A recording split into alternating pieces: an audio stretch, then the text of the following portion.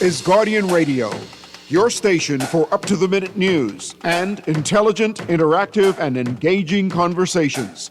96.9 FM. The views and opinions of the hosts and guests are their own and do not necessarily reflect the views of the management and staff of Guardian Radio.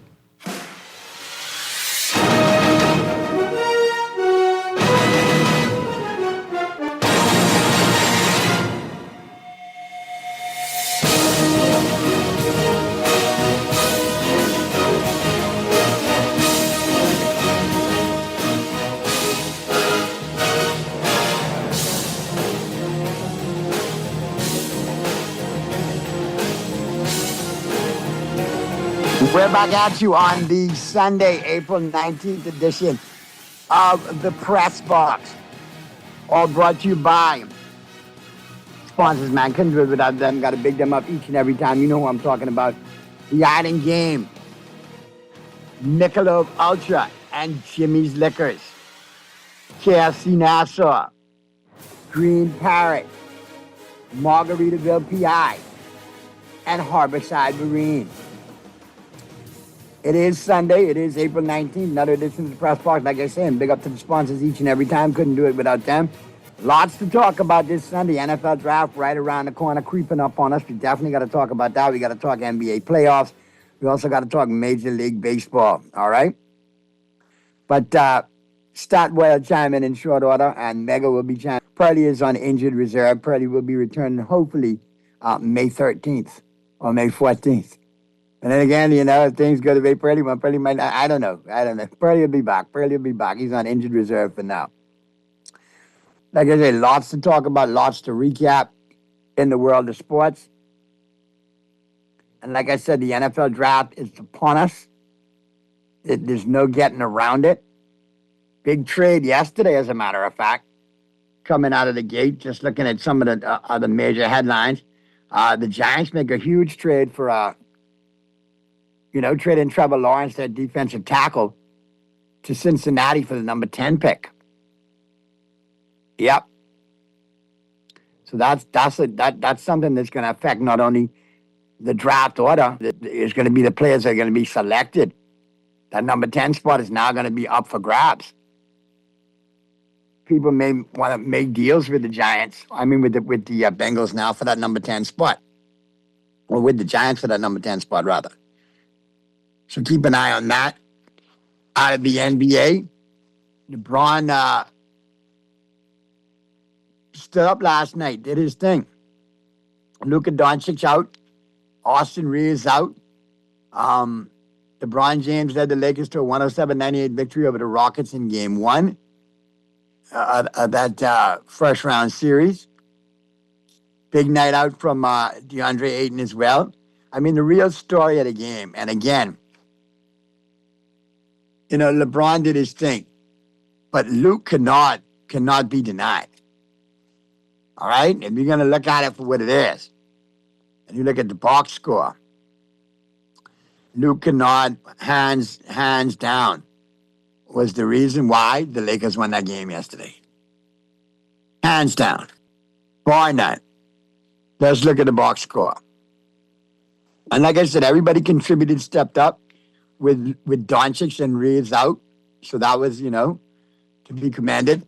LeBron had 19 points, 8 rebounds, 13 assists. DeAndre Ayton, well, Hachimura had 14 points as well, stepped up big.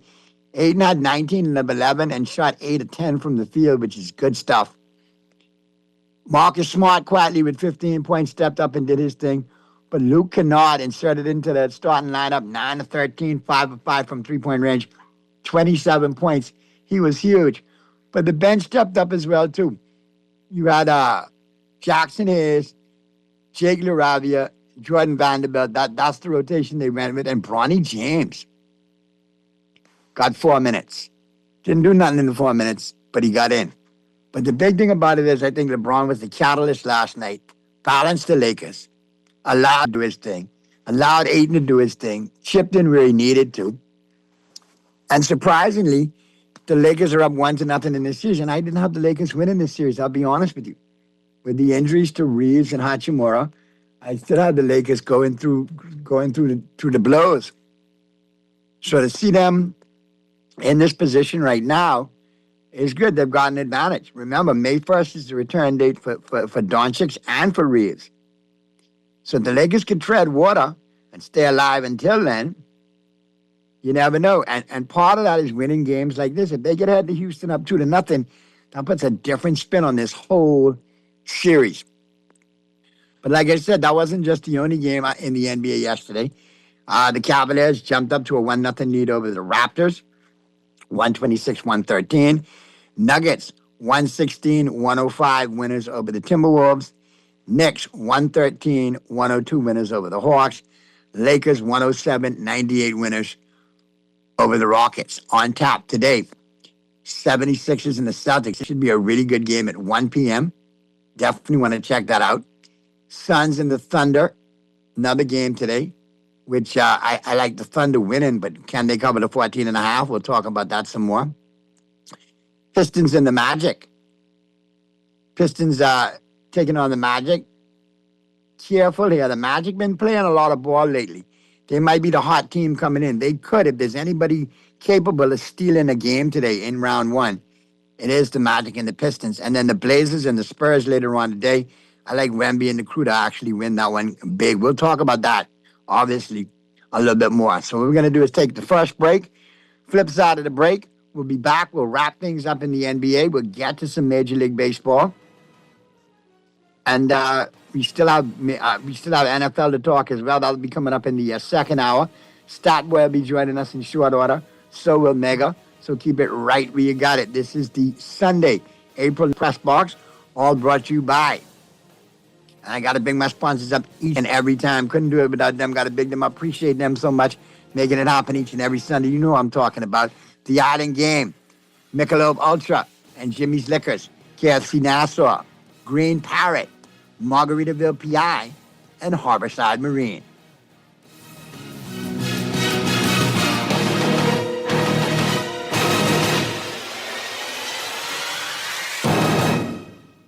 New roads and airports are connecting our islands. Energy reform is bringing electricity prices down, while young Bahamians are stepping up, gaining new skills for new opportunities. Respect for workers. Support for entrepreneurs. We're modernizing energy and infrastructure across our islands and preparing Bahamians to succeed in a new economy. Transformations this big take time. Let's choose progress. Paid for by the PLP. Play with Island Games. We making dreams come true. Play with Island Games. We paying more out to you. Don't mind the noise in the market. You getting cash in your pocket. 'Cause Island Games is spicy and spicy is her. So when you play Island Games, we putting Bahamians first. Guaranteed to pay. Island Games. We like them other jokers. We've been here from the start. From the bike to computer. Island Games. We gonna make your dreams come true. We playing with Island Games. KFC got that crispy onions crunch. Take a bite, it's a smile. Sweet onion sauce drip, happy running down my side.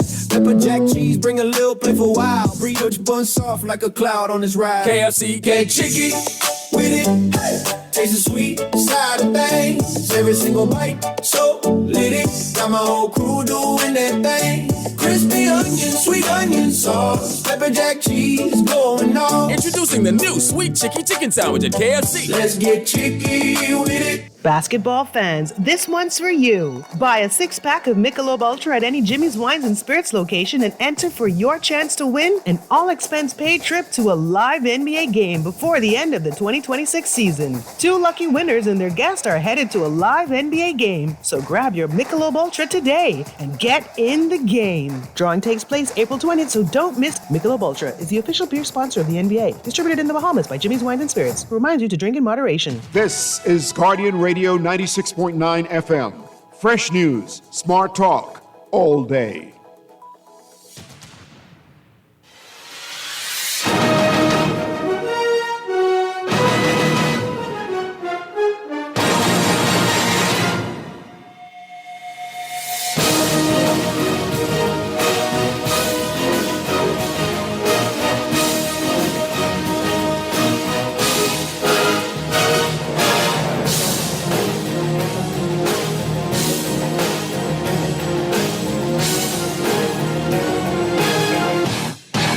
We're back at you on the Sunday, April 19th edition of the Press Box.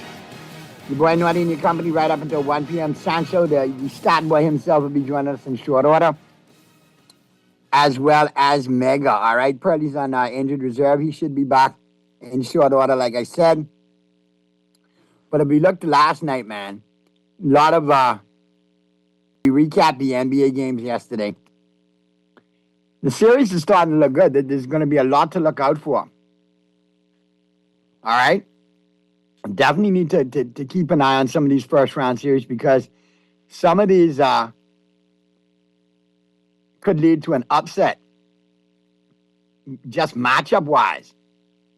Now, one matchup yesterday, I thought the Hawks might have been better off, over the Knicks. I thought the Hawks might come in and be able to upset the Knicks, but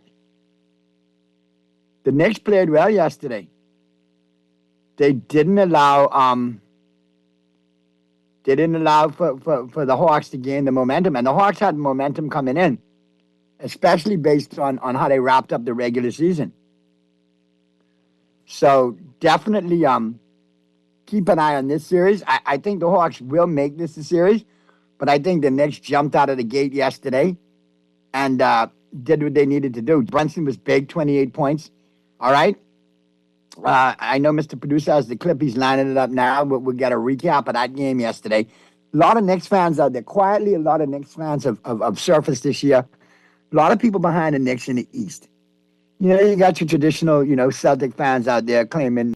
You got the Pistons fans who are happy to be back because they haven't been, relevant in years. But quietly, the Knicks, the long-suffering Knicks. Again, last year they made a little run. This year, let's see what they do. But obviously, it starts with the first round. And this was the series I had an eye on. If anybody could have been upset, it would have been the Knicks, with the Hawks pulling the upset because the Hawks went into the play, the last 2 weeks of the season playing really at a high level. So let's check out the report from last night's game. But like I told you, the Knicks 113-102. Jalen Brunson, 22 of his 28 points in the first half. And the Knicks held on to win. Here's the recap from that right now. Matchup on the other side is Okongwu against Towns. Brunson comes to the ball. Towns looking for him, cuts to the rim, floats it up and in. Mike Brown's not going to be happy about that, giving up 2 layups to start the game. The paint is an area where New York has to have an advantage. Knicks finished 7th in defensive rating. A 3-ball, Brunson on target. New York has struggled with that all year, and Atlanta hurt them 2 weeks ago, going at those pick and rolls against Towns. Isolation, the banker goes. Brunson off the window. Daniels takes it at Anunoby. Okongwu stripped to the ball. Brunson got a piece. Brunson, pull up 3. Yes, sir. 13-12, Hawks. Atlanta 6 of 7. The Knicks are 5 of 6. Brunson over McCollum. Bottom. Wow. In the top 20 in scoring, rebounding, and assists, Jalen Johnson and Nikola Jokic. Brunson is locked in.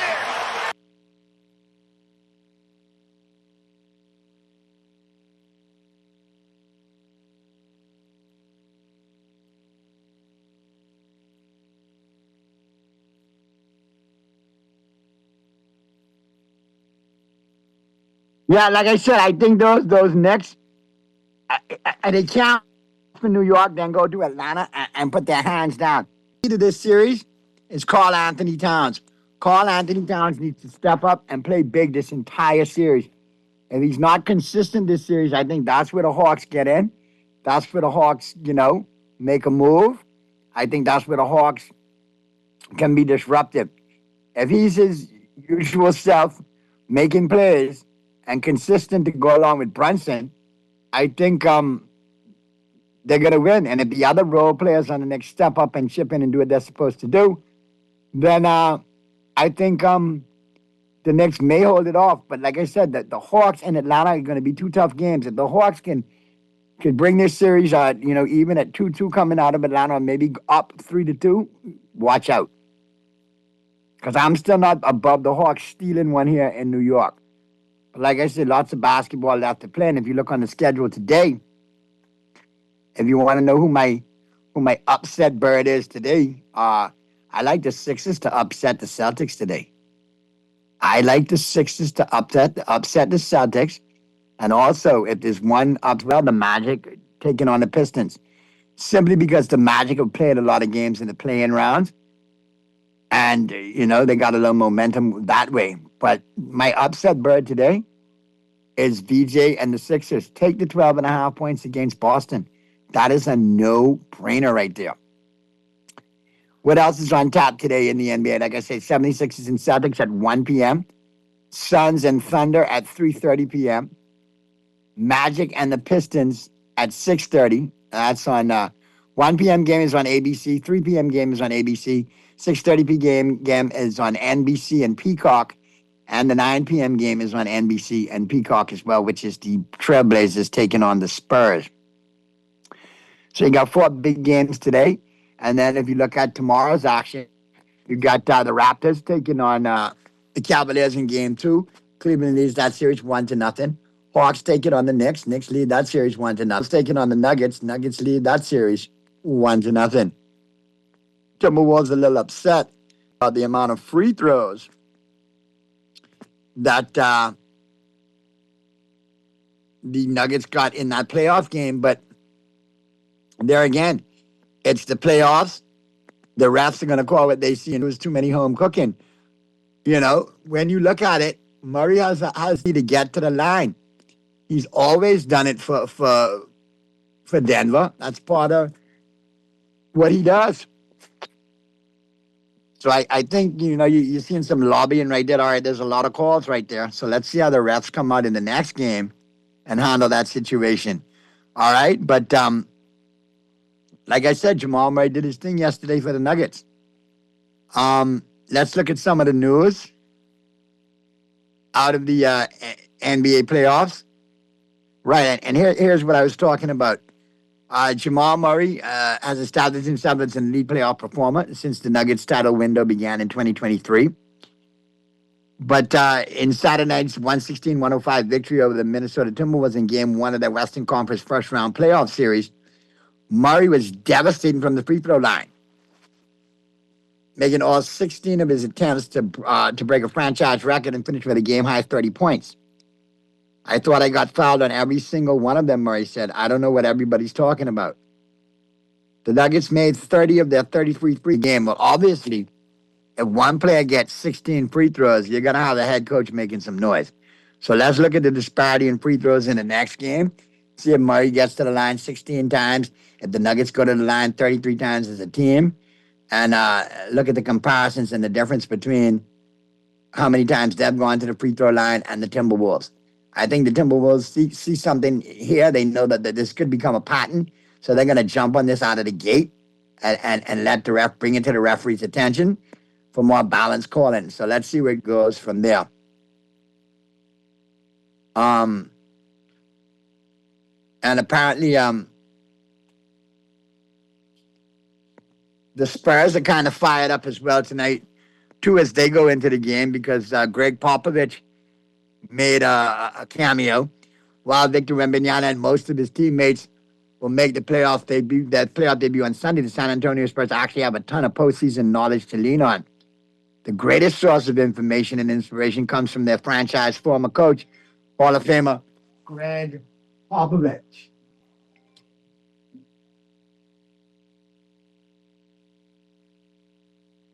And like I said, it was important for him to come down and talk to the team, because who brings more experience to the table, to the plate, than Greg Popovich? Made multiple championships with great players. So obviously Popovich is someone who if I was a young Spur, I wouldn't want to hear from. And that's exactly what he did. He just he went in and told the guys just don't do anything different from what we've been doing all season long. That's according to guard Stephen Castle. And he was quite serious about, stressing to the young Spurs to just relax and play ball. I think the biggest thing with young teams is they put a lot of pressure on themselves when they go into the playoffs after having a great regular season like the Spurs did with 62 wins. But obviously, you know, the playoffs are a different territory. You come up against teams with experience who've been there before, done that with veteran players. So I think the message that Pop gave them, because you don't want to see a team like the Spurs be one and done. You don't. They have a lot of potential, but you don't want to see them one and done. And sometimes you do see a really good team get taken out in the first round simply because of lack of playoff experience and cohesion. So I think Popovich did the right thing by just telling them to relax, continue to do what you've been doing all season long. According to God, Stephen Castle, he gave us another perspective on how well we've been playing and the position we put ourselves in. So just keep doing what we've been doing to get in this position to continue the momentum.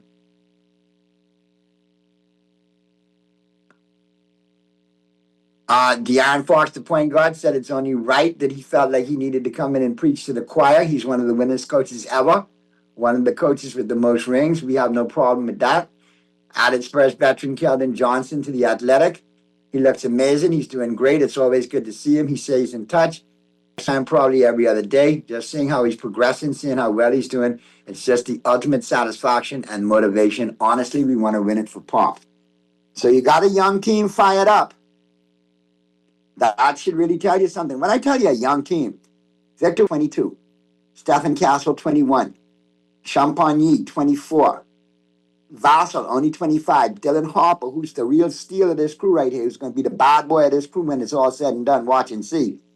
Up there with Wemby is only 20, and Carter Bryant, who's been a steal, is only 20 as well. So when you look at the core of that Spur team, like I've been telling you all, they drafted well, they're young, they developed, and they're going to be together for a long time, barring injury, because they're young and they were drafted together. So if you follow the NBA, you got to brace yourself, because this is, the Spurs appear to be poised to be making another run again. We got Stopwatch on in yet? Keeping an ear out for him.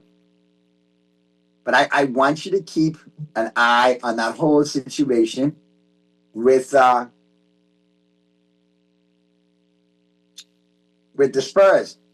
I think that they're going to make a long run this year. And if they could stay balanced as a young team, if they could keep their wits about them as a young team, I personally believe that they're gonna go far in the Western Conference. I only think Denver and Oklahoma City may pose a problem for them, but as far as making a run, if they hold their head, I think the Spurs could go all the way if they hold their head.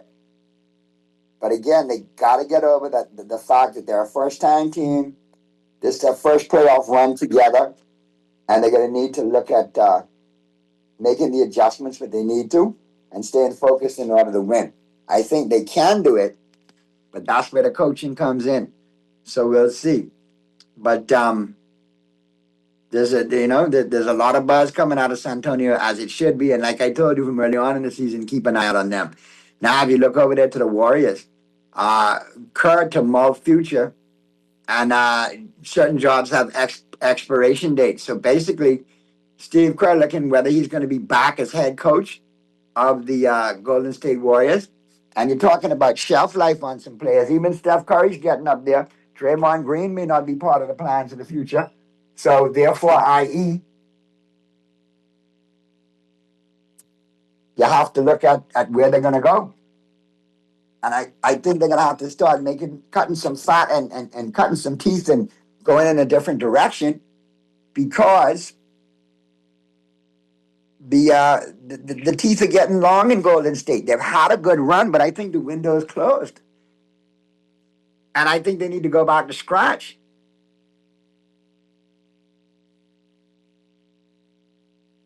So at the end of the day, you have to look at what they're going to do. They do have some young pieces there. Are they going to get a better run? Or do they now make trades and via the draft? They built very well during the draft before. That's how Steph Curry and Klay Thompson and that crew came together to win championships. does Kerr want to stick around that long in order to win more is crazy. That's the decision he has to make. Does he want to stick around, or does he want to exit with the titles that he's won and not put in that work for a rebuild? Maybe jump onto another team that is closer to winning a championship and needs coaching to get over the hump. So keep an eye on what Steve Kerr's future holds for him, and the likes of Draymond Green and some of the other veterans on that Golden State Warrior squad. Now, another team to look for as well in the playoffs and to see how they do are the Boston Celtics.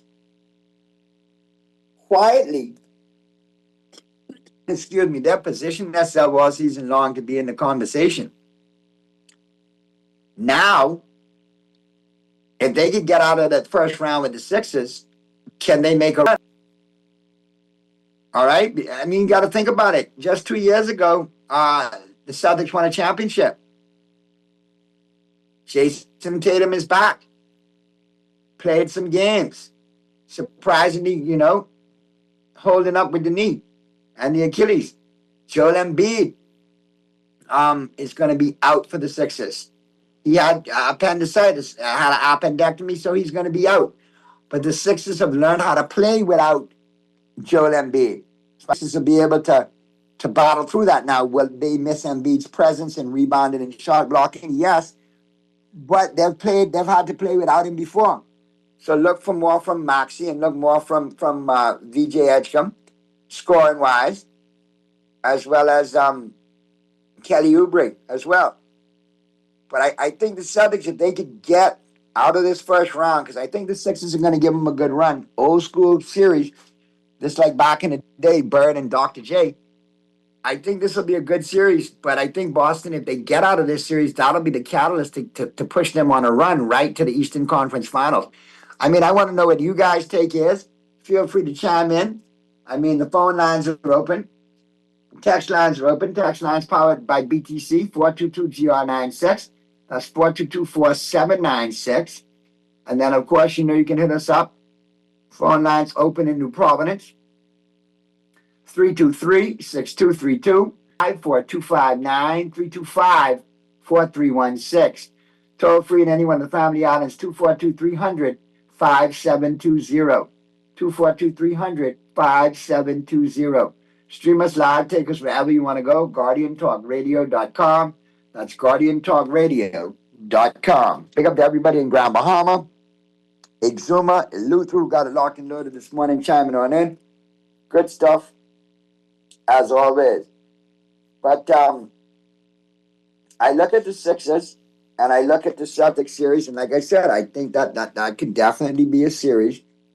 It could be very exciting in the first round, but it could also be a catalyst for the Celtics to make a run and make a push toward the Eastern Conference Final and potentially the NBA Finals as well.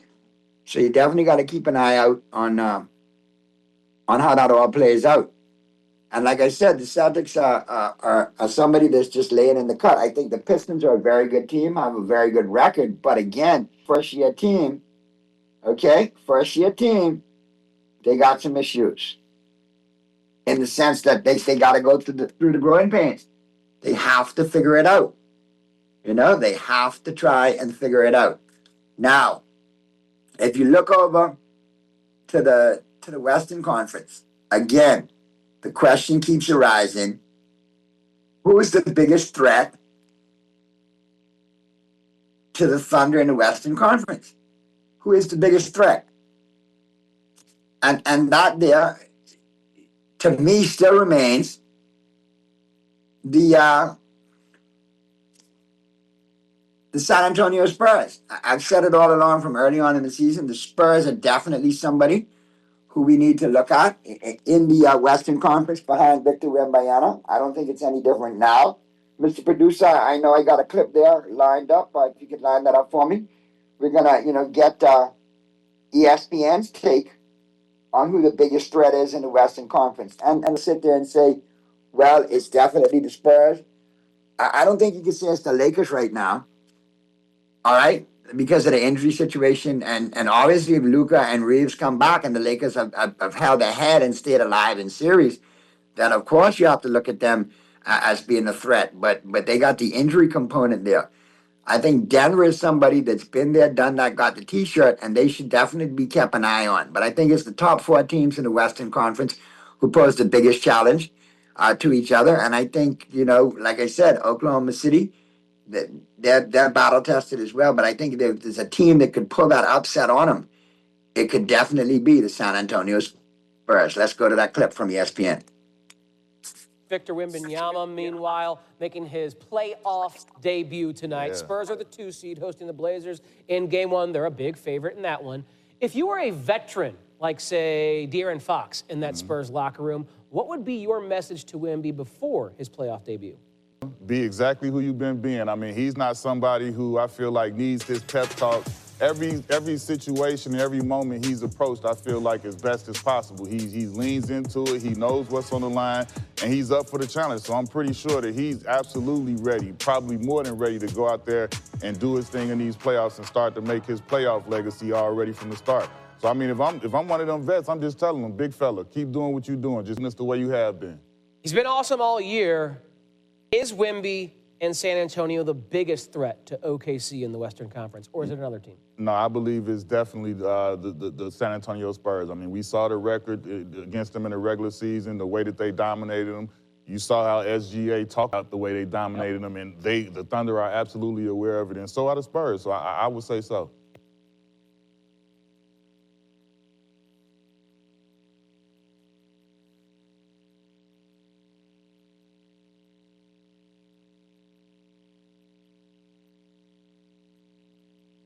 Saying the Spurs definitely appear to be the biggest threat to the Thunder in the Western Conference. Like I said, the Lakers, they weren't the overwhelming threat to begin with when they, prior to the injuries, but now with the injuries, I don't think it helps them. It doesn't benefit them. It's going to be a tougher road for them to hoe than everybody else. I think the Spurs, like I say, they're poised to represent in the Western Conference. All right, let's take a quick break. Flip side of the break. We'll get back. We'll talk some more NBA. We'll talk some Major League Baseball. And we'll get you ready for the 12 o'clock hour where we're going to talk NFL. Keep it right where you got it. The Press Box continues right after this.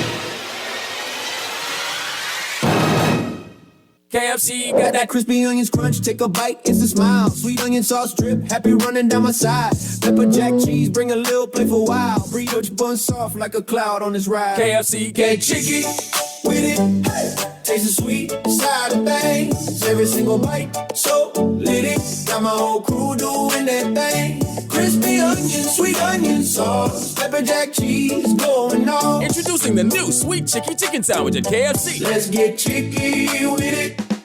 Play with Island Games. We making dreams come true.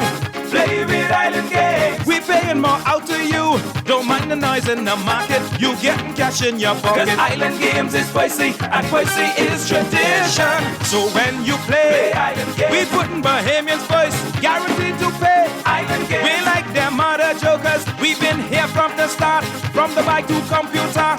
I make your dreams come true. We playing with Island Games. For fast, reliable, and impactful printing services, look no further. Let Printmasters bring your masterpiece to life. We stand by our quality products that is second to none. Our affordable pricing and friendly, efficient staff makes Printmasters the ultimate choice for all your printing needs.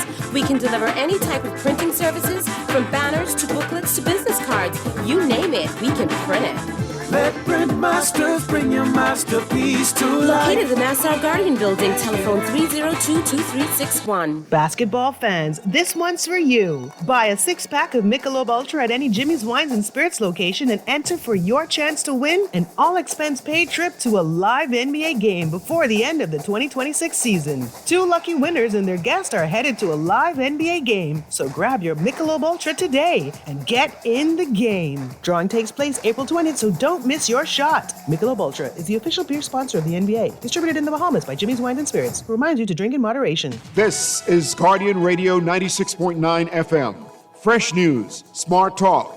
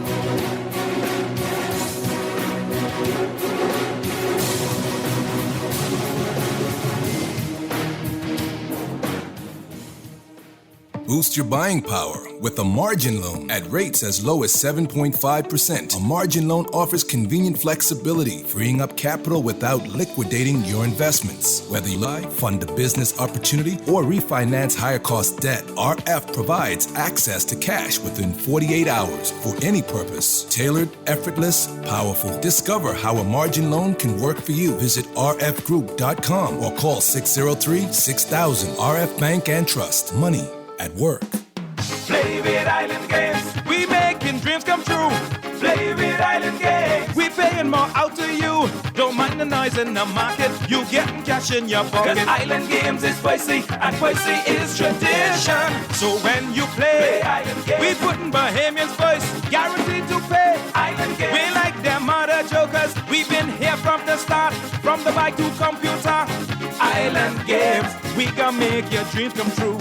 We playing with Island Games. Basketball fans, this one's for you. Buy a 6-pack of Michelob Ultra at any Jimmy's Wines and Spirits location and enter for your chance to win an all-expense-paid trip to a live NBA game before the end of the 2026 season. 2 lucky winners and their guests are headed to a live NBA game, so grab your Michelob Ultra today and get in the game. Drawing takes place April 20th, so don't miss your shot. Michelob Ultra is the official beer sponsor of the NBA, distributed in the Bahamas by Jimmy's Wines and Spirits, who reminds you to drink in moderation. KFC got that crispy onions crunch, take a bite, it's a smile. Sweet onion sauce drip, happy running down my side. Pepper jack cheese, bring a little play for a while. Burrito bun soft like a cloud on this ride. KFC, get chicky with it. Hey, taste the sweet side of things. Every single bite, so lit it. Got my whole crew doing that thing. Crispy onion, sweet onion sauce. Pepper jack cheese, going on. Introducing the new Sweet Chicky Chicken Sandwich at KFC. Let's get chicky with it.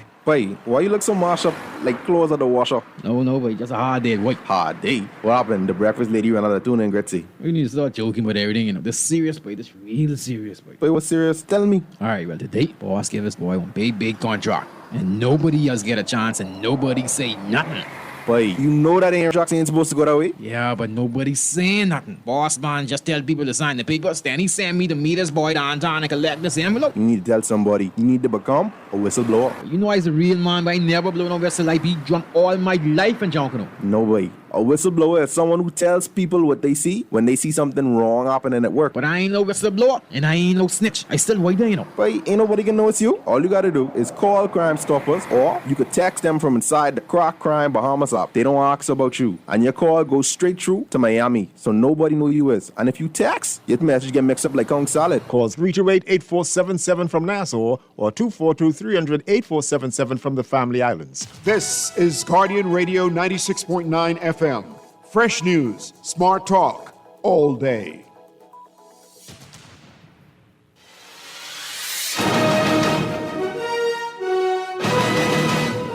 We're back at you on the Sunday, April 19th edition of the Press Box. Wrapping things up with the NBA. If you look over to the Eastern Conference, though, a team that you do need to are the Cleveland Cavaliers. Yeah. They started to get hot toward the end of the regular season.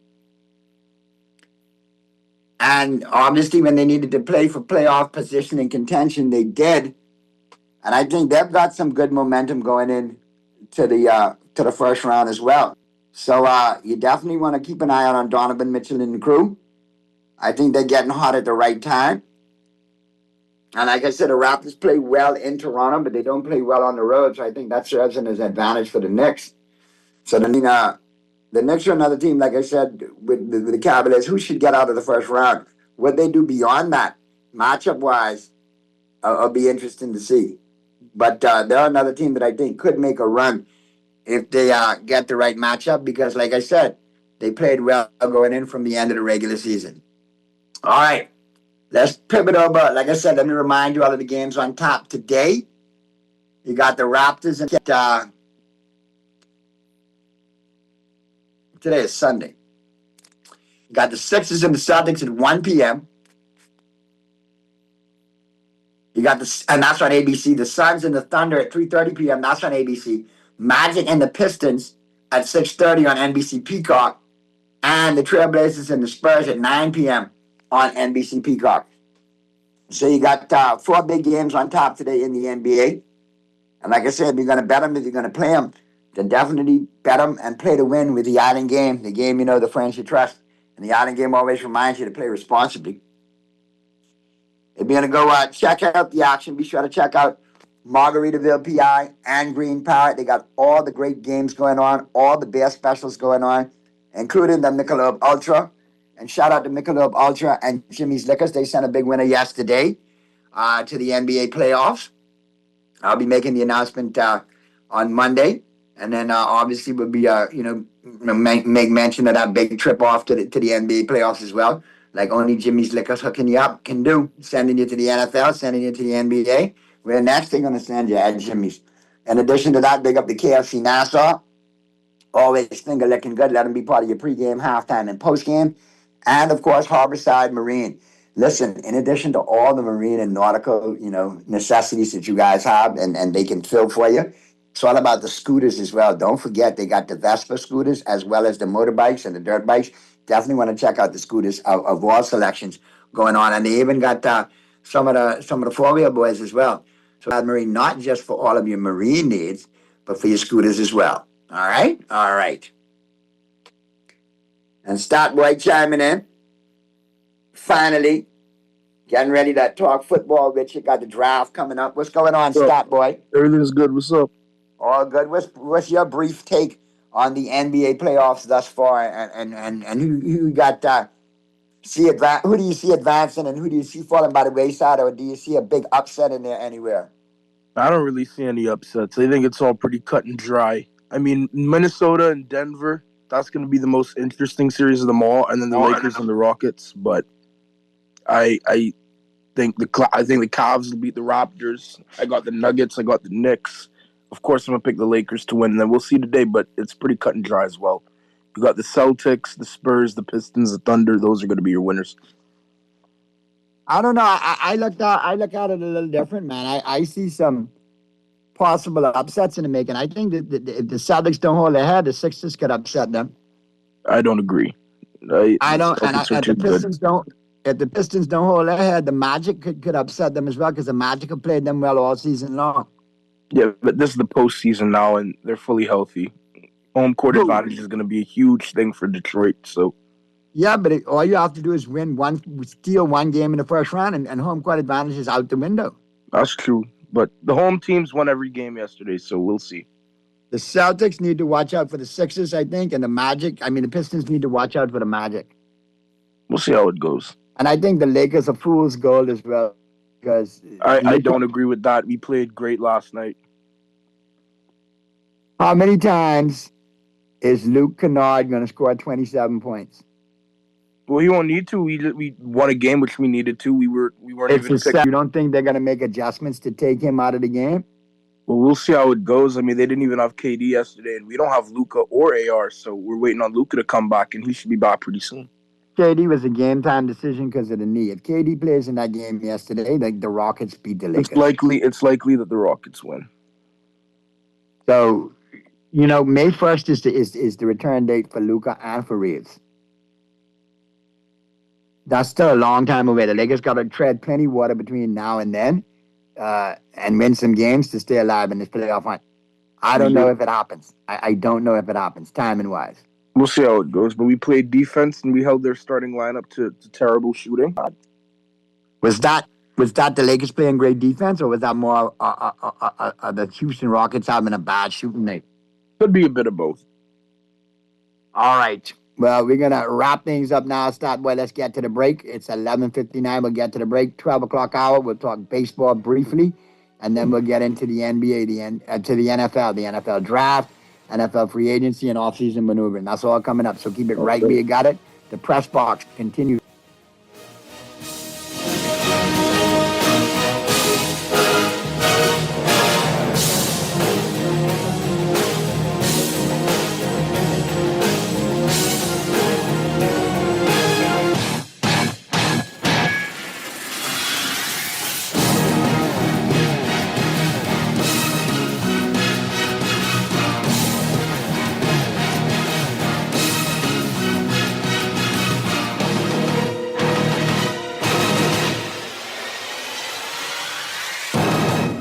KFC got that crispy onions crunch. Take a bite, it's a smile. Sweet onion sauce drip, happy running down my side. Pepper jack cheese, bring a little playful wow. Burrito bun soft like a cloud on this ride. KFC, get chicky with it. Hey. Taste the sweet side of things. Every single bite, so lit it. Got my whole crew doing that thing. Crispy onion, sweet onion sauce. Pepper jack cheese, going on. Introducing the new Sweet Chicky Chicken Sandwich at KFC. Let's get chicky with it. The following is a paid political message.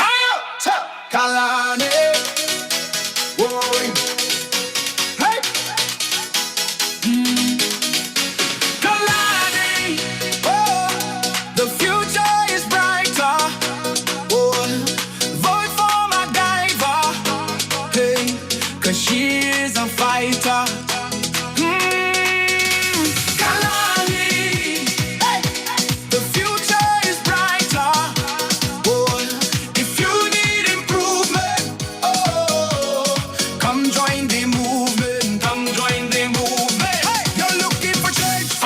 Find it here. You're looking for truth. Find it here. Vote for MacGyver.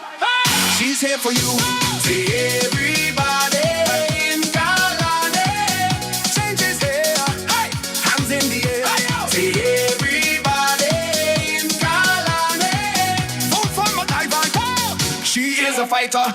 That was a paid political message. Basketball fans, this one's for you. Buy a 6-pack of Michelob Ultra at any Jimmy's Wines and Spirits location and enter for your chance to win an all-expense-paid trip to a live NBA game before the end of the 2026 season. 2 lucky winners and their guests are headed to a live NBA game, so grab your Michelob Ultra today and get in the game. Drawing takes place April 20th, so don't miss your shot. Michelob Ultra is the official beer sponsor of the NBA, distributed in the Bahamas by Jimmy's Wines and Spirits, who reminds you to drink in moderation. This is Guardian Radio 96.9 FM.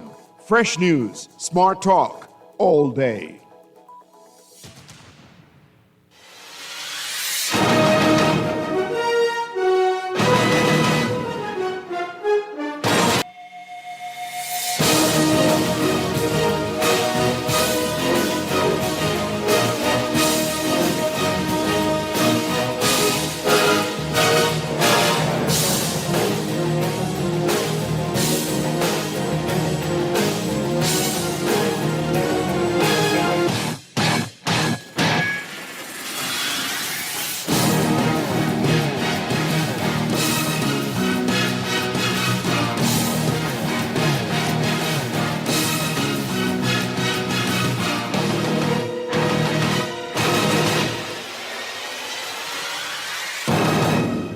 We're back at you on the Sunday, April 19th edition of the Press Box, all brought to you by the Island Game. Jimmy's Wines and Spirits, Michelob Ultra, KFC Nassau, Green Parrot, Margaritaville PI, and Harborside Marine. And like I said, we're into the 12 o'clock hour, talking all things NFL. Let's just touch baseball real quick. Have a glance at Major League Baseball. Obviously, things picking up in Major League Baseball. A lot of games on top today. As a matter of fact, 1, 2, 3, 4, 5, 6, 7, 8, 9, 10, 11, 12, 13, 14, 15 big games on top today in Major League Baseball.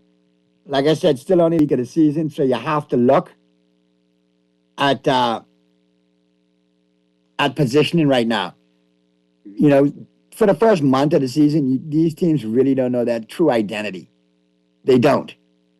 Yeah, the Yankees started off in the first week, great record. Second week, lost like 5 out of 6. Or into the first and second. Into the second and third, now they've won 3 out of 4. So you got to keep an eye on these teams and give them a month to figure out who they really, really are. If you look at the standings right now over in the American League East, Tampa Bay's 12-8.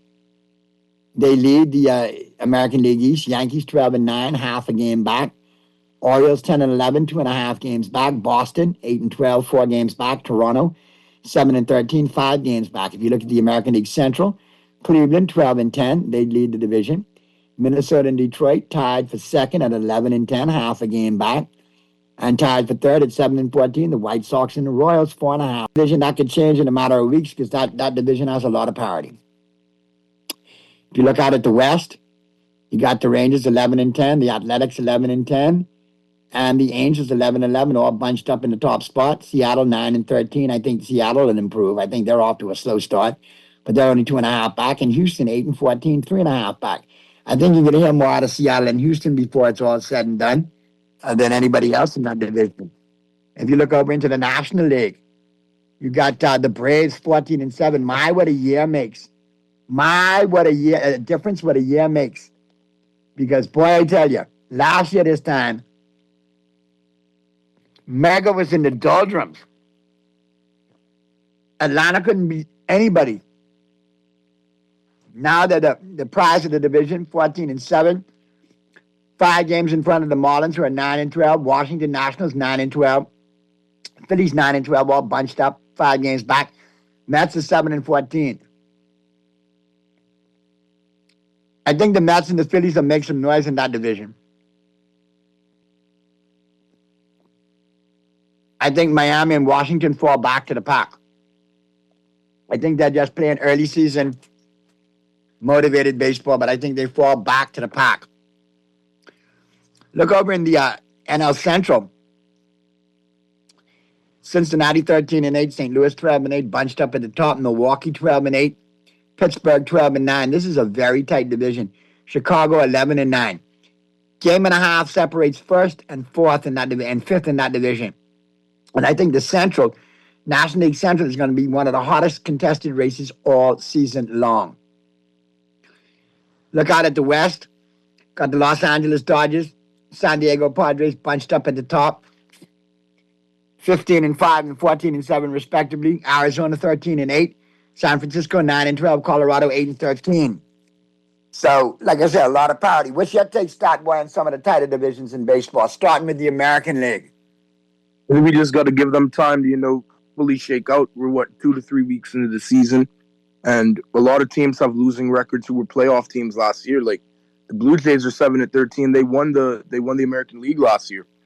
So I think that these things will turn around and shake up properly. A team like the Angels being at 500, that just shows me that you have to give it time. And the fact that the Athletics are leading that division is even crazier. So you just have to give these things time to fully shake out. And we can revisit this in May or June and have a better feel for who teams are and who teams aren't. But right now it's still early. Still very early, so that's my take on that. Like the NBA, I often say baseball doesn't start till after the All-Star break. Yep, that's a good way to look at it. I mean, a little bit before the All-Star break for me, but teams really start ramping up and making the playoff pushes that they need to make and winning the games and stacking wins. Like, you can't judge it off of what it is right now. A lot of teams should be playing better. A lot of teams should be playing worse. So we have to give it time because we don't know what they are yet. Now, just who are some of the teams you think, though, that have the potential to make the run long term in the American League? Me, well, obviously I'm going to say my Yankees, the Toronto Blue Jays, and the Seattle Mariners are the top three. And if I had to put a fourth, I'd go with Cleveland or Detroit from the Central. I can't really tell between them two yet. You've got the Twins who are right there with them, but that's who I would go with. Don't see the Red Sox being like a major contender, although they could make the playoffs. The Orioles, I think, will backslide a little bit. But I think the Yankees should be playing much better than they're playing now. As the same, I feel, for Toronto. I think Toronto's going to be there in the long term as well as the Yankees. I also think Detroit is a team you need to keep an eye on, too. They got a lot of pitching, so I think they'll be there in the long term. I agree. Them and Cleveland, that'll be a great race for the Central. And the Twins, if the Twins keep this up. And I think Seattle is a dark horse to watch out there in the West as well, too. I agree, because if people think that they don't even know the Oakland A's no more, whether they're the Las Vegas Athletics, the Athletics, the cityless Athletics, they are not going to win that division. Definitely not. Definitely not. I agree with you. Over in the National League, who's some of the contenders you think or ones that could run it? The Dodgers, obviously. That you have to almost say them first to contend for the whole league, because they're the back-to-back repeat World Series champions. The Commissioner's Trophy hasn't left LA, so you have to say them.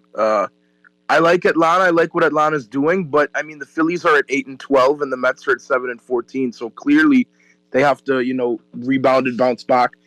And the Marlins started off 5-0 or 5-1, and now they're 9-12. So that just shows you that a lot of inconsistency right now. Aside from that, the Central is actually the best division. Everybody's over 500 and nobody has 10 losses. The NL Central, that is a tough division. I told you that division only a game and a half separate first and fifth. That is crazy right there. That division is lethal. The Padres will be a threatening team as usual. The Diamondbacks are playing pretty good so far, but I don't think they could get back to that 2023 level when they won the National League. But they push. The Central is the division of death right now. That's a great division to watch. And then the Braves are looking pretty good too, but the Dodgers for me are the creme de la creme. The Dodgers are, I think, one of the toughest teams in baseball right now. And that's how they'll remain. Huh? That's how they'll remain one of the toughest teams, like a team you just don't want to see. They cannot, help be in the conversation. What they've done over the last couple of years has been crazy. Real quick, let me give you a rundown as we pivot from baseball to the NFL. Let's talk about WrestleMania Night 1 last night. I didn't watch. Big surprise last night. Paige made her WWE return. Paige, wow. Paired up with Brie Bella to take Nikki Bella's spot because Nikki was injured and they won the tag team championship. There you go, Paige. Good for them. Way, Jacob Fatu dog walked Drew McIntyre. That's good. You know what I mean? So I'm happy to see that. Well, the best part for me was LA Knight, they beat Division and ISHO Speed, but at the end, ISHO Speed turned on Logan Paul after Logan Paul sucker punched him. And ISHO Speed put Logan Paul through a table with the help of the Usos and LA Knight. I saw that splash when Speed put Logan Paul through the table.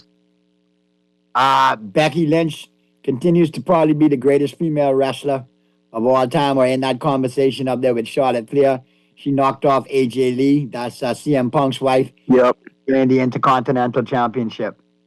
Seth Rollins made a return last night, but so did Braun Breaker, and he broke him in half outside of the ring. And Gunther took care of Seth Rollins last night. Ooh, Gunther sucks. And Liv Morgan knocked off Stephanie Vaquer last night to become the new women's world champion. Good for her. Little help from Dominic Mysterio, as always. That storyline. And then, of course, last night, my boy Cody Rhodes retained his WWE Championship by defeating the Viper Randy Orton. I heard that was one of the more lackluster events, though. No, that was one of the better matches last night. You had McAfee attacking pre-bell. Then you had Jelly Roll come out and lay the smackdown on McAfee and put him through the table.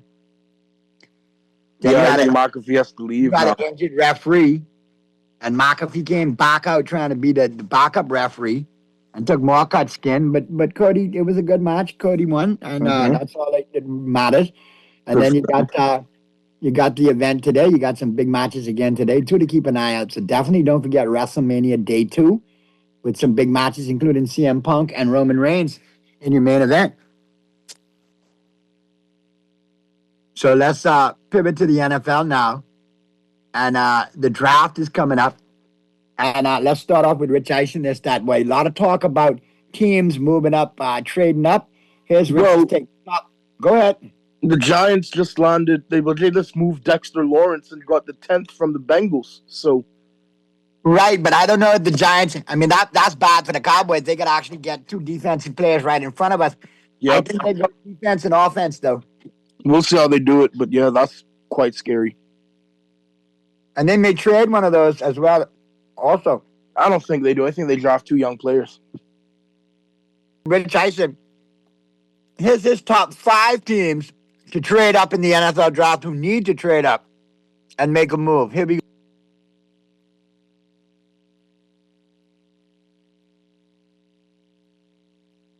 Here, top 5 teams that should trade up in the NFL draft, presented by Hyundai. Hit it, please. High five. 1, 2, 3, 4, 5. Rich's top 5. All right, everybody. Here's my top 5 teams that should trade up in the NFL draft, presented by Hyundai. And you know what? It's so easy to do it just that way. I can't just do it straight up. What does that mean? What I'm going to do? Well, I'm going to go next level. That's what I do. That's what we do. Our truth. I'm our truth. Come on now. Yeah. What's up? I'm going to give you the team that should trade up and for which player they should trade. Rich Eisen, this is why you're on a different level, man. See? I mean, a top 5 list could be here. Yeah. I'm going here. Yeah. You might think it's here. Nope. I go here. What else? And for the radio audience, time I say the second here, it's higher than the first. Painting word pictures. Number 5, the Browns should trade up for Jeremiah Love. Oh, wow. Why are we, what's going on here? I know Quinshon Judkins. Yeah, no, I Judkins love, okay. It's not, I have no Judkins love. Well, he's an Ohio State guy. It's got nothing to do with that. And he's a Notre Dame guy. This guy is that special. Yeah. He is that special. Game-changing players. How many do the Browns have? Why not add another one? Yeah. Figure it out. And he can also play different positions. Let's go. Judkins here, Love there. What are we doing? Don't make it harder. Make it easier. They could just take him at 6. They could, potentially, or just not. move up a spot or two. Flip a little bit of, second, third day love for Jeremiah Love. Could be all it takes. All you need is. Right. Number 4, the Chiefs. They should trade up for Jeremiah Love. Wait a second. You're picking something up here? This smells familiar. This is nice. Are you picking something up here? Nice. Okay. Yeah, just the first 2. Yeah, no, I got you. Just the first 2. I get it. They should do it. Okay. I know they just signed Kenneth Walker. Yeah, but Love and let's go. Let's go. One more. Kenneth Walker, he didn't even lead the Seahawks in touchdowns. That was Zach Charbonnet. So, but he got the trophy. I get it. I understand. He had a great game. He did, and he had some nice run physically and spiritually for Seattle for years. But it's Jeremiah Love. Mm-hmm. I hear what you're saying. Number 3 on the list are the Saints. For whoever the Jets don't take it to. That's what they should do. Or they should trade up for Jeremiah Love. I know they got Kamara. But you're talking Bailey, Reese. Correct. Whoever the One Jets of those don't take guys. it to. Yeah. The Saints go up and take at 3. Yeah. Why not? That's what the Saints should do. Number 2, the Jets should move up. They should move up for Carnell Tate. When DJ put this one in my head, I'm like, that makes sense. And now we've got Todd McShay saying the same thing. Man, can't show that picture enough. You know what? I don't care. I just think it's cool. It's aura. I think it's aura, and I understand where it was. And this was the day that was the play where it was just like, yeah, this is not going to work. Yeah, it's not happening. This was the message sender. He sent a message to 100,000 people, and he put his hands on his hips and like, are you not entertained? And he was on our show on Wednesday. He held up the gold pants, the first of its kind since 2019. So I hadn't seen that in a while. I appreciate him refreshing. Number 1, the number 1 team that should trade up in the draft, the Cowboys should trade up. Boom. For Jeremiah Love. Why wouldn't they? Come on, Joe. No. Why wouldn't they? Why not? Because that's the one side of the ball that we're pretty decent at. We're really good at. No, we just paid our running back. Could always be better. Javonte Williams or Jeremiah Love. What are we doing? Supercharge it. No. Supercharge it. He's going to be great. Who loves to put stars with the star on the field? I can hear Monaco Who in the back wants to put screaming. stars in a helmet with a star on it? Go up to 4 to get ahead of Do it. No. Do it. No. And then No, you Ben still have Stiller. one in your back pocket for the defender you need. Yeah. All due respect to Jeremiah Love, but hey, let me say, did the Eagles need Saquon? Yeah. In retrospect, yes, but at the time, it was pretty big luxury. Did the 49ers need Christian McCaffrey?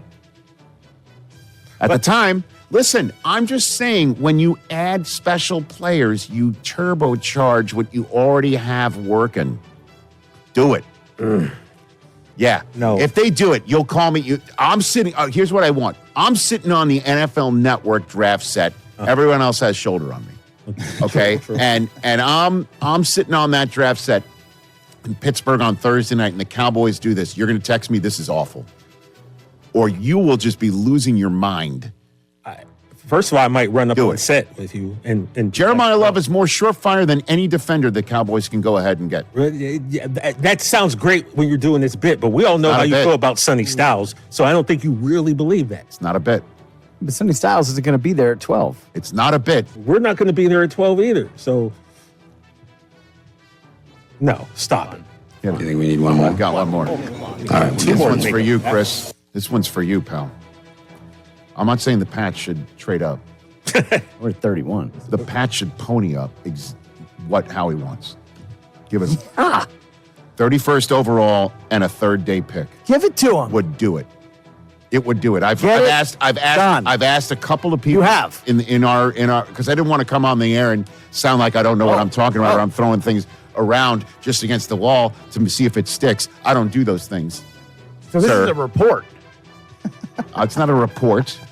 You said you made some calls. I've made some calls to some evaluators. Would this do it in your estimation? Would this be something that Howie would go, yeah, I know the cap hit.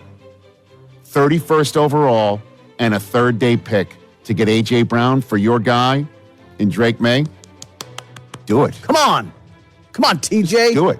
You want him gone? I mean, I do. Let the Eagles take another guy in the back end of the draft and do it. A lot of folks have told me this is compensation that Howie would have to sit there and go, huh? It's happening. And that's my top 5 teams that should trade up in the NFL draft. Stott Boy, what's your take? You think some of those teams should trade up? I think Kansas City. I think if Kansas City made that move up to take Jeremiah Love, that backfield with Kenneth Walker and Jeremiah Love would prop up Mahomes for years and give Kansas City almost a second opportunity at a dynasty run. Well, it would, but isn't that what Kenneth Walker left Seattle to avoid because he was splitting the backfield? I mean, I don't know how that would bode. Yeah, that could be the situation there. But obviously now you look at it, he's going to a situation with Kansas City, and like Seattle and other places have a way of bringing in veterans, making them accept a secondary role and still shine. And look at Juju Schuster-Smith. Yeah. That's fair. I'm just saying that would be dynamic, especially Kenneth is different though. Kenneth is a Super Bowl MVP, so. But can you imagine Eric Bieniemy with those two running backs in the backfield? Yeah, it would be crazy. Eric Bieniemy knows what to do with running backs who catch the football and run the football. He could have a field day with those two out of the backfield. And in my opinion, it adds to the career of Pat Mahomes. However, there's a certain defensive lineman with short arms from the U that maybe that pick for them. Yeah, Ruben Bain could cause havoc. I think a lot of people are down talking Ruben Bain because they have interest in him. In Kansas City, they happen to be a team there as well too. He's a Spagnuolo guy if there ever was one. Yep, that's true. Now, what about your Baltimore Ravens? I see a report here coming out of the NFL in the offseason, and I got some more news to touch on, but this one kind of jumped out. Wide receiver Zay Flowers said that Harbaugh's practices led to many injuries amongst the Ravens. It's probably true. It's probably true. There are some days where you have to go full pads and full speed, but you have to also preserve the players. You have to. And the Ravens were injured every year from 2021. Every year they had some form of injuries that harmed the team and took away a strength position of the team. So I'm not going to say he's wrong. On the podcast, Flowers was quoted as saying, he claimed that the tough practices by former head coach John Harbaugh led to more injuries, especially by the end of the season. Full pads all the time, Flowers said. However many practices in pads, you can get every single one. We're doing one-on-ones in week 17. Week 17, we're doing one-on-ones. Everybody out there, we're tired, we're still going, and then we get injured. So, was that part of the reason Harbaugh exited? I think it could be. It really was. And he was just outdated. His in-game coaching, his practices with the team, everything. It was just rough. So do you think, like I said, do you think the change of scenery improves it for the whole, all the Ravens have issues with Harbaugh? Or do you think all are happy to see him go? Or do you think some miss him? Or the general consensus was, hey, it's been too long. I think it's 50-50. I mean, he poached a lot of our players, so a lot of our players did love the guy. This guy's just not a good football coach anymore for the Ravens. Do you think like he might be? I personally think he goes to New York and changes the culture there with his culture and improves the Giants. As a Cowboy fan, that has me worried. The Giants need something like that because they've been terrible for so long. It'll always be they need that to even be relevant and win. They need somebody like Harbs, but the Ravens, we've wasted too much time with Harbs. He's wasted too much of our time. One thing you should be happy to know, apparently your quarterback, Lamar Jackson, has embraced the new coaching staff, is getting along well. Let's go to ESPN's Louis Riddick. He has a clip lined up right now breaking down the fact that Lamar's embraced the new coaching staff. Let's check that out right now. Was talking about how it's not inconceivable, reading some tea leaves, that we could be heading into Lamar Jackson's final season as a Raven, which might sound shocking, but is it completely out of the question? No, it's not out of the question for a number of different reasons. Look, the Ravens are up against the cap here in the future, especially when you're talking about the 27 cap. They're 20 million plus over the cap right now projected. Lamar's cap number from this year to next goes from 34 to 84. They need to get that down. They need to get a long-term extension in place, which obviously for Lamar, he's saying, hey, look, you know what I'm all about? Long-term extensions. I want a lot of money. And he's going to want a big number. But it takes two to tango, right? And you hear what Shefty's just saying right now. Lamar does his own contracts, right? So he is on his timeline right now. So look, there's always the possibility that Steve Bisciotti says, hey, look, this isn't working. This isn't moving the way in which I want it to move. His dead cap number comes down for 27. It's much more palatable. Is it possible that they could deal Lamar Jackson? Of course it's possible. This is business. This is big business. And the numbers are finite. You can't just continue. They can't have him on the roster in 27 at $80 million. They can't have it. So, yeah, this is going to be one to bear watching. I think Shefty is on to something here. I don't think it's a guarantee. Mel, you make your home there in Baltimore, so you're pretty close to the situation. How do you see it? year of reckoning for Lamar. Get this team into the playoffs, play well in the playoffs, which Lamar hasn't. Get this team to a Super Bowl, which we thought would happen last year, didn't. And then, obviously, we're off to the races with Lamar moving forward. If things don't go well, keep in mind, 2027 potentially loaded with outstanding quarterbacks. We thought this would be the year of the quarterback. It didn't materialize. It fizzled, right? Next year, you got Arch. You got Dante Moore at Oregon, right? You got a host of others. Keep in mind, Eric DeCosta, GM, outstanding evaluator, has done a great job with quarterbacks in Baltimore, right? Joe Flacco. Didn't have to be a top 5 pick to get Joe. Got him right off the middle of the first round. Lamar traded back into the first round to get pick 32, got Lamar Jackson. They have a history of being able to identify quarterbacks. They don't have to be picking in the top 10 to get them. I do think in 2027, if things don't go well, the Ravens will draft a quarterback in round 1. All right, Stott Boy, let me know what your take is on all of that. Apparently, Lamar's, embraced the new regime in there. He likes what they're going to do with the offense. He says he's willing to take a pay cut. Do you think the Baltimore moves off of him, or do you think this is much to do about nothing, that work the extension and that keep him in the plans for the future? I feel it's much to do about nothing. I mean, the guy's in his prime years. You have to make most of the window. They could draft a quarterback in round 1 and prepare to transition away. I think that'd be a mistake. I think Lamar is fully committed to winning. He knows he's under contract. He wants to be a Raven. They'll give him an extension. I'm fairly certain about that. He'll get a 3rd contract. He deserves it. And the Ravens' best opportunity with winning is with him right now in this window, because it'll take time to develop another young quarterback, especially if they build teams the same way with that young quarterback, how they build teams around Lamar. I mean, it'll take time. I don't think you give up on somebody like Lamar this early in his career. Doing his own contracts, I get that.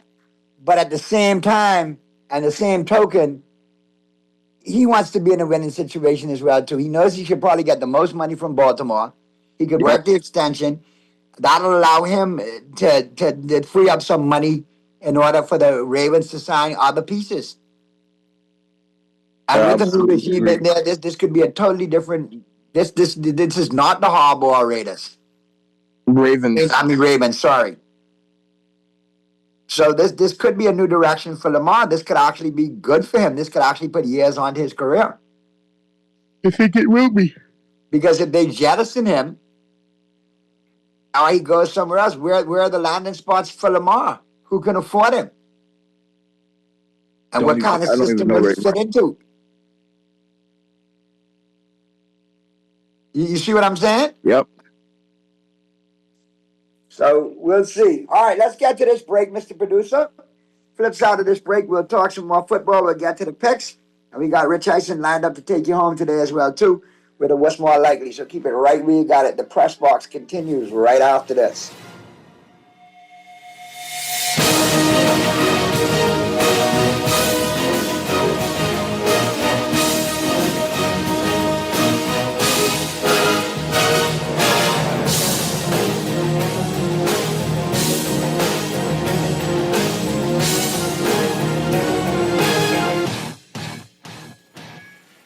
Basketball fans, this one's for you. Buy a 6-pack of Michelob Ultra at any Jimmy's Wines and Spirits location and enter for your chance to win an all-expense paid for the end of the 2026 season. 2 lucky winners and their guests are headed to a live NBA game, so grab your Michelob Ultra today and get in the game. Drawing takes place April 20th, so don't miss your shot. Michelob Ultra is the official beer sponsor of the NBA, distributed in the Bahamas by Jimmy's Wines and Spirits, who reminds you to drink in moderation.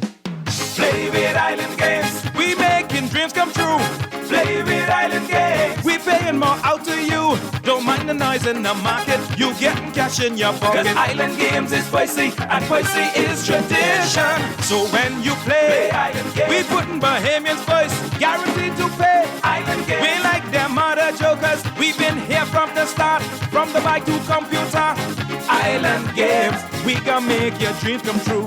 We playing with Island Games. Monday, April 20th. Join us as we ride the wave with Brave.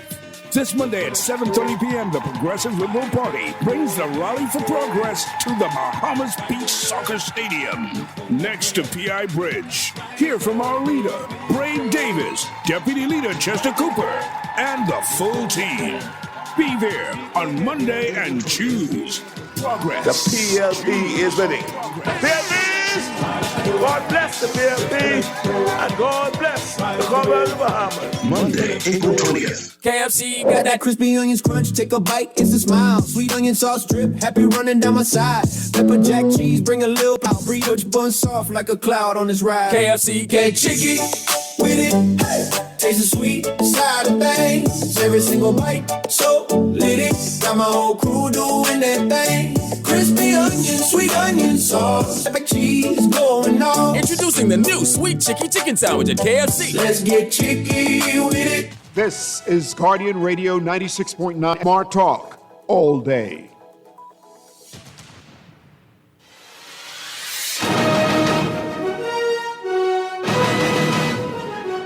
We're back at you on the Sunday, April 19th edition of the Press Box. All brought to you, of course, by The Island Game, Jimmy's Wines and Spirits, Michelob Ultra, KFC Nassau, Green Parrot, Margaritaville PI, and Harborside Marine.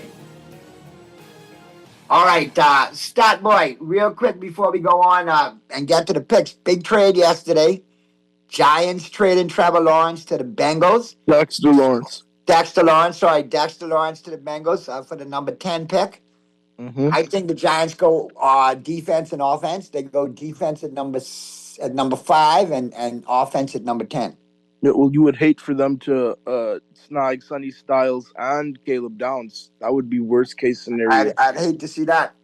This kind of scenario, at least it allows Mansour the lane to be freed up to fall for the Cowboys at 12, and that's somebody that we did have our eye on, who we like and who's high on our board. But let's go to ESPN right now and get the breakdown on that big Dexter Lawrence trade and some of the possible ramifications that it has on the upcoming draft. All right, you hear those chimes, so now we bring in senior NFL writer Jeremy Fowler. Jeremy, what are you hearing about what the Giants are going to do with those top 2 picks in the first round? Yeah, Scooby, the Giants now have a ton of options at their disposal. They are in a position to control the top half of this draft. So there is love there in the building for running back Jeremiah Love. But the problem is they have a lot of needs, some premium positions that they need to try to go fill. I talked to a few teams last night coming off of this trade, what they think the Giants might do. They said, hey, they may go safe with that first pick. Maybe Miami offensive tackle Francis Maui-Nogo or linebacker out of Ohio State. Also, they have some receiver options here. Some of the top guys, they can now get one at 5 or 10 if they want. You got Carnell Tate out of Ohio State. Maybe they go there at 5. 10, they did some work on Jordan Tyson out of Arizona State. They were at his workout a couple days ago in Arizona. So they are in a position to really mix it up here. Joe Shane, the GM, is not afraid to make a trade, too. So he's got those 2 picks. You can try to get a team to move up. If you can maneuver a little bit, maybe even get more draft capital.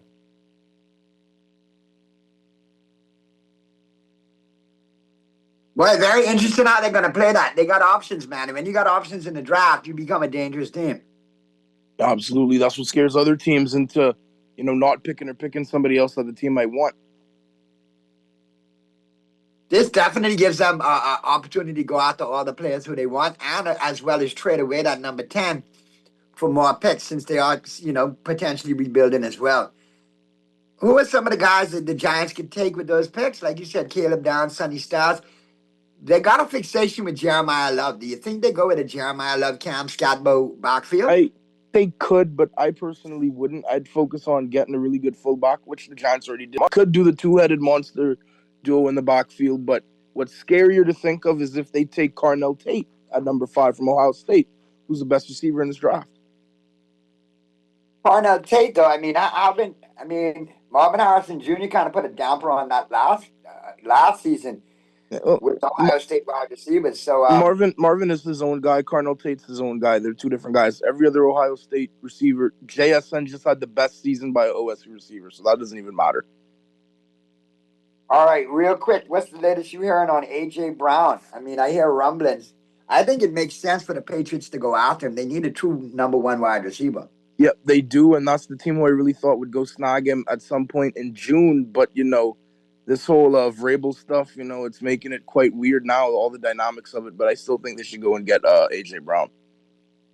Do you think they do it during the draft, or do you think they do it right after the draft like the Cowboys did with George Pickens last year? I think it's right after the draft.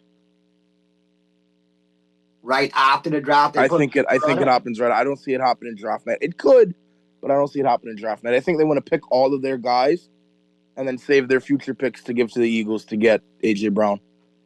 All right. Well, next week's show we'll be doing a draft recap. We will. The draft will be in the books. So let's have a listen at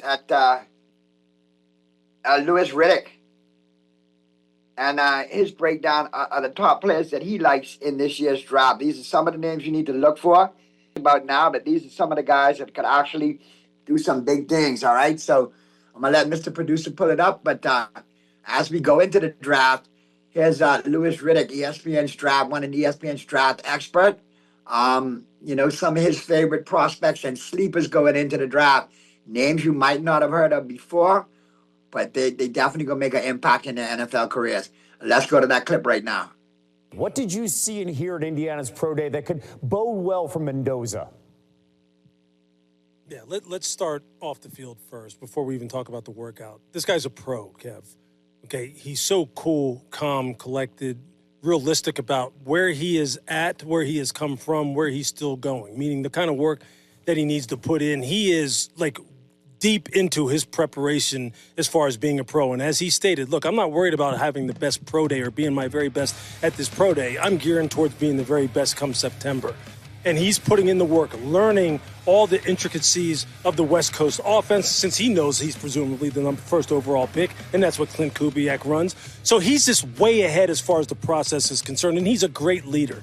When he got on the football field, he showed you what he's been working on as far as taking snaps, under center simulated, showing you the footwork, showing you the ball handling, as you see on your screen right now, throwing the football on time, in rhythm, with accuracy, with horsepower, with touch when necessary, the entire route tree, and doing it in such a way that made you sit there and go, what else does he really need to show you?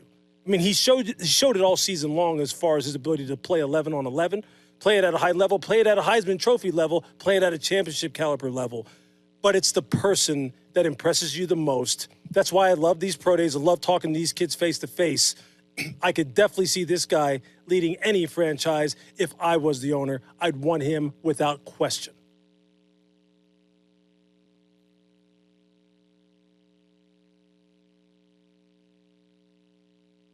Lots of high praise for Mendoza right there, stat boy. And I think he deserves it because, like Louis Riddick said, he showed you what he could do as a leader with the Indiana Hoosiers. He brought them to relevance and to a national championship for the first time in their history, won the Heisman, is studying the offense that he knows he's going to go into ahead of time. And I just think it's great all the way around for him. And he's doing great things. All right. So Mendoza, I think, makes a difference with the Raiders. I think his brother makes a difference with Georgia Tech, too. His brother transferred from Indiana to Georgia Tech. Is he a quarterback as well? Yeah, was a quarterback as well and did well in the spring game, named the offensive captain already. I think we got another Mendoza in the pipeline. There you go. Maybe another Heisman Mendoza. Maybe another Heisman Mendoza for sure. All right, let's check those NBA picks out, stat boy. All brought to you, of course, by the Island Game. The game, the friends you trust, and the Island Game always reminds you to play responsibly. Let's check out those NBA picks and wrap things up. We got Rich Eisen taking us home with what's more likely, as he does each and every Sunday. So let's jump on in. Let's check out the games on top today. Obviously, you got to let me pull up the schedule. I'm looking at Major League Baseball. NBA, like I said, we got 1, 2, 3, 4 big games on top today. First one, 76ers on the road taking on the Celtics. Celtics 12.5-point favorites. I like the Sixers plus the 12.5 points. I like Boston to win by 12.5. I think, despite Embiid not being there, I think VJ and Maxey present a problem to these guys. I think Kelly Oubre is going to quietly get some points. Watch out for the Sixers to make it competitive game, but I like them with the 12.5 points. And I like this series. I think Boston wraps this series up 4-1, 4-2. 5 or 6 games. This is wrap. I agree. Second game, the Suns against the Thunder. Suns had to do a lot of play-in just to get in. I like the Thunder to beat them today. Thunder 15.5-point favorites. I'm going to play it safe and go with the money line. but I like the Thunder to win this game outright. Yeah, I don't know if they'll win the game by that much, but I got the Thunder to win tonight. I think the Thunder for sure is trying to make a statement out of the gate as well, too. Here's one that gets kind of interesting. You got the Magic and the Pistons. I like Detroit. Tell me why you like Detroit. I like Detroit because they're the 1 seed. They're a great defensive team. They have a great point guard in Cade Cunningham, who in January and February was in the MVP convo heavily, more than Luka, more than Jokic. Jalen Duren has elevated his game again this year. They're coached very well by Bickerstaff, I believe, is the coach. And I like Detroit. And how many games? 5, 6, probably 5. Hey, the Magic are one of them teams that play well at home. You be careful that they don't possibly host 2 games at home. They could. We'll see how it goes. We'll see how.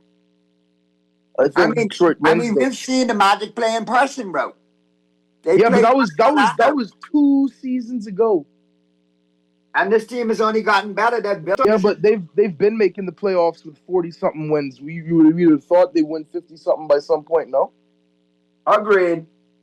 And then the final one, the Trailblazers and the Spurs. I like the Spurs to win tonight, and I like them to cover the 11.5 points. I agree with that as well. Wemby's going to have a coming-out party. I think Wemby makes a statement, but I think Castle makes a statement. I also think Dylan Harper comes up big tonight, just matchup-wise. That kid from Portland's going to play very good, though. Denny Advia, however you say his last name, he's going to play great, but it won't be enough. Yeah, Advia is definitely somebody that needs to get on a contender. Definitely need to get him out of Portland for sure. I agree. But we've reached that point, man. So for Starboy, this is your boy Naughty wrapping things up. We want you to enjoy your sports Sunday. A little weather coming down on the outside, so proceed with caution and care as you go from here to there. If you want to check all the action and all the games, be sure to check out Green Power and Margaritaville, PI. And like I said, this is the Press Box, brought to you by The Island Game. The game you know, the friends you trust, and The Island Game always reminds you to play responsibly. Jimmy's Wines and Spirits, Michelob Ultra.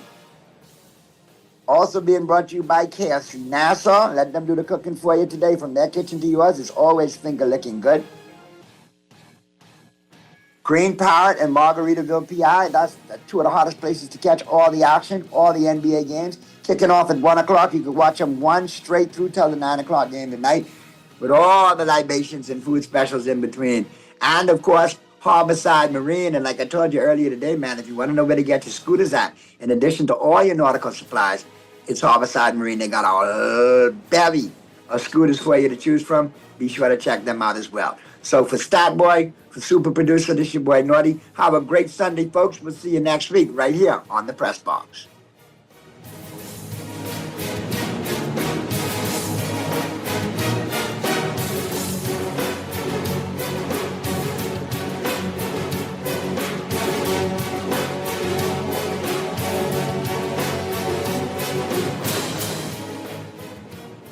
KFC got that crispy onions crunch, take a bite, it's a smile. Sweet onion sauce drip, happy running down my side. Pepper jack cheese, bring a little play for a while. Brioche bun soft like a cloud on this ride. KFC, get chicky with it, hey.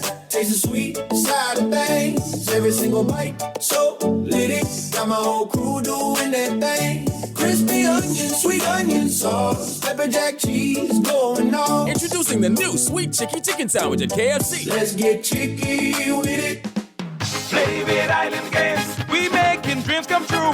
Play with Island Games. We paying more out to you. Don't mind the noise in the market. You getting cash in your pocket. 'Cause Island Games is spicy and spicy is tradition. So when you play Island Games, we putting Bahamians first. Guaranteed to pay. Island Games. We like them other jokers. We've been here from the start. From the bike to computer.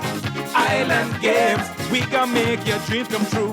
We playing with Island Games. Basketball fans, this one's for you. Buy a 6-pack of Michelob Ultra at any Jimmy's Wines and Spirits location and enter for your chance to win an all-expense-paid trip to a live NBA game before the end of the 2026 season. 2 lucky winners and their guests are headed to a live NBA game, so grab your Michelob Ultra today and get in the game. Drawing takes place April 10th, so don't miss your shot. Michelob Ultra is the official beer sponsor of the NBA, distributed in the Bahamas by Jimmy's Wines and Spirits, who reminds you to drink in moderation. Wait, you know what's going down tomorrow? Nobody, what happening? Joe bringing these knives to school? He could do Junior in. For what? Wait, he fooled with Joe girl. Mother sick. And you know Junior nothing. So that means you got a big fight tomorrow. So whose side you want? Side? I trying to stay in school, not Simpson Pen. We gotta tell somebody about this fight. Tell somebody? I ain't no snitch. I mean cool, you know. Wait, if you so cool, then you need to stay in school and stay out of the fight. Yeah, but if I don't hang on Joe's side, how many boys coming for me next? All right, so we definitely gotta tell somebody. We gotta prevent the fight. What I say, I don't want nobody call me snitch. We could just call Crime Stoppers. You could report what you know,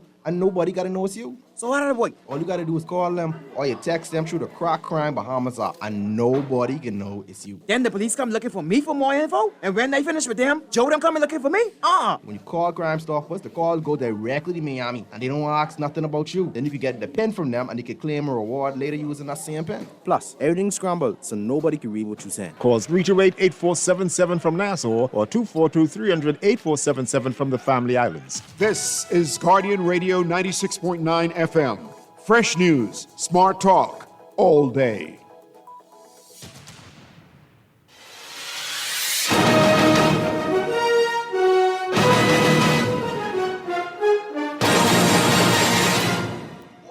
What's more likely? Never say never, but never. What's more likely, presented by Pella Windows and Doors, has arrived. You've got the floor, Christopher. Hey, guys. Happy Friday. Good Thank to you. see you. Let's get right to it. We got the draft next week.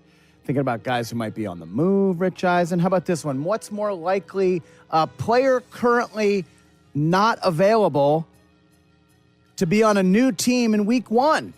Devin Achane or A.J. Brown? A.J. Brown. Devin Achane's not going anywhere. Yeah, they keep telling me that. I know that, but he's younger. That means they haven't got an and he won't be as acceptable trade expensive offer as A.J. Brown yet. At the end of the day, he plays a position. And I'm sure his agent is saying, yeah, let's talk all-purpose yards, not about what position he plays. Let's talk about percentage of yards. Let's talk about percentage of touches. Let's talk about what the role is, not what his position is. I'm sure that's being part of the conversation. Because if I was Devin Achane's representative, that's exactly what I would be talking about. He's younger than A.J. Brown, and he's going to be paid less than A.J. Brown. That's why he'll be kept, not A.J. Brown, in terms of age and in terms of salary. That's why Brown is more likely to be gone. All right, there you go. What else? Guys more likely to be drafted first. Not first overall, just first. Who will be first off the board? Next Thursday. There you go. First off the board. Yeah. Thank you, Rich Eisen. You're welcome. I'm here. I'm a wordsmith. Jeremiah Love or Sonny Styles? Oh, interesting. This is a good one. I like it. Two of the maybe best athletes, best quote-unquote players in this draft? Yes. Yes. Oh, good one. I'm going to... Because the range for these guys seems to be... 3 to 8. 3 to 8. 3 to 8. Yeah. 3 to 8. 3 to 8, 3 to 11. Yeah. Who wants the running back? Yeah, who wants them? Who wants someone like Sonny Styles? Yeah. Oh, man. At the end of the day, I will say Styles goes off the board first. Really? Yeah. And you're feeling... Call your shot. What? Where he goes? Yeah. Number. What do we got? Did someone trade up to get him, or did they stick and pick? Giants? 5? No, I keep hearing, look elsewhere for him. But who knows? Fun. I don't know. Tennessee? I don't know. Tennessee. Does Cleveland go for him? Well, if they trade Myles Garrett, they need a or I'm Go on. I'll just go Styles just because I think at the end of the day, people are like, running backs that high, I can't do it. And I made that noise. I was say, I talked whose it that voice way because was that? I don't agree with it. That's why I said it derisively. A mocking voice. I mocked it. It's like something your son would do. Rich, let's do it again. More likely to go off the board first next week, Ty Simpson or a second running back? Oh, I'll go Ty Simpson. The second running back, you could name him. We know who it's going to be. It's going to be Jadarian Price. It's going to be the teammate of Jeremiah Love. I can't. I will give him the respect of calling him Jeremiah Love's teammate rather than the other Notre Dame running back. Right? Yeah. I don't want to shortchange our game. You know what I mean?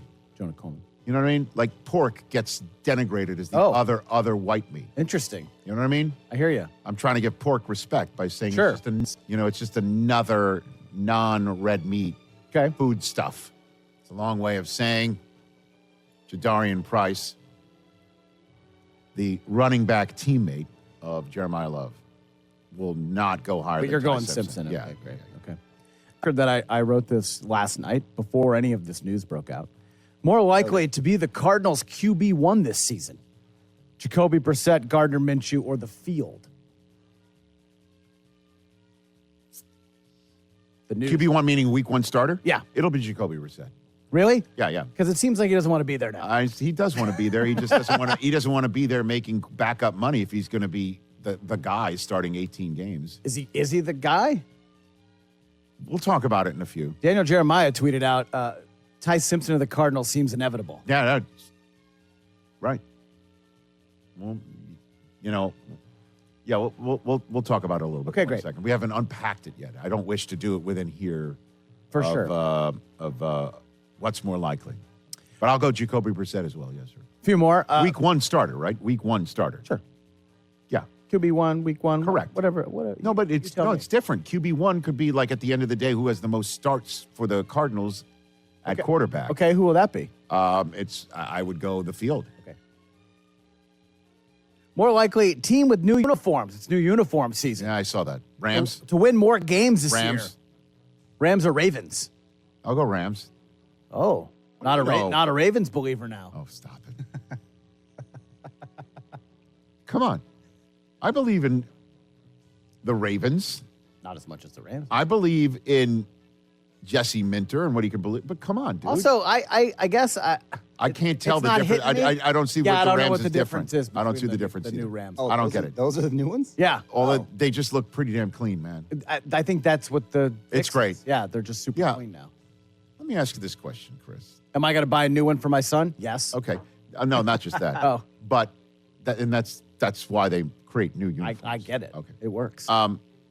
Removing the toggery from the equation. Oh, big word. What?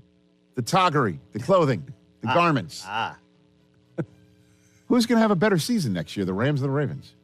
Who's more likely to have a better season Who's next in a tougher division? Okay, very good. What else you got over there? Wow. What's more likely to be the higher number, guys? Yeah. First round trades or Mike Trout home runs at Yankee Stadium this week? I would go Mike Trout home runs at Yankee Stadium. That's 5. Just reminding you. You live in a glass house, pal. I would move on if I were you. I would move on. With what? I'm just asking a question. Okay. I'm happy to talk baseball with you at any point in time. Sure, it's April. Okay.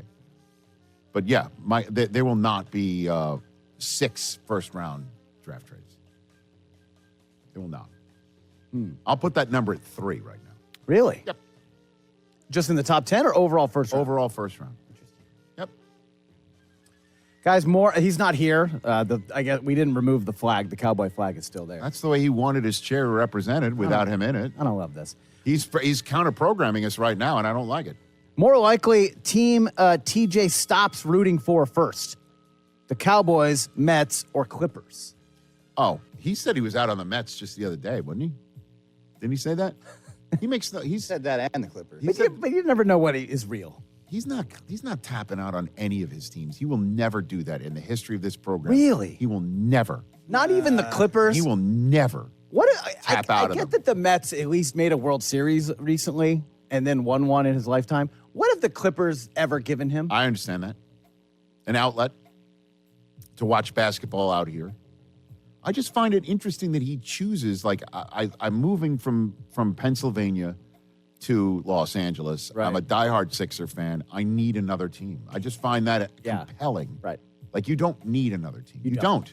You definitely don't. You can go to some Clipper games and say, you have an We live interest. in a day and age where you can keep up on your East Coast team, no problem. You want to keep talking about him without him being here? Yeah, since he's not here. Dude's got a Dodger jersey over there. What? Under his desk. Just pointing that out. What is happening? You sure you didn't plant it there? No, it's been there. You're like taking over this place, and I don't quite appreciate it. No more hats for Del Tufo. No more. Jeez. All right, give it to me. You got it? What? One more? Told you, yeah. Oh, then what else? we need one more. What else you want to know? All right, we'll get one more. Guys, it's the 15th anniversary of the Game of Thrones. That's right. 2000, and it's Sean Bean's birthday. Oh, I didn't know that. Ned Stark. More likely Game of Thrones character that you would take number 1 overall in this year's draft. Hodor. Jon Snow, the Hound, or Hodor. Hodor. I need offensive line help. Who in the world is going to get around Hodor? I don't care about Well, his... Jon Snow strikes me as the Fernando Mendoza of this draft. Well, the Night King could immediately end the competition with just one wave of his hand. Well, is it snow games? Yeah. Yeah. Yeah, by the way, the Night King doesn't play in a dome. The Night King does not play. No. You know what I mean? Buffalo, Green Bay. I mean, the Hound is very loyal. Edge rusher. Like, he'll resign. Yeah. The Miles Garrett of maybe of. And Jon Snow, when you think he's out of a game, he'll just come right back. Comes right back. But Hodor. Hodor seems like a center. Are you kidding me? Hodor could play wherever he wants on the line. Tackle. He's the whole Who's going to block? He's literally the blocking whole Hodor? offensive line. Who's blocking Hodor? I don't know. You can run a trap play with him. I'm glad that you sniffed the Hodor out. Oh, by the way, I said it before any other options. I get it. I called that blind. Yeah. Hey, you made it all the way to the end. Thanks for that. Check us out every single day streaming live on Disney Plus and the ESPN app 12 to 3 Eastern.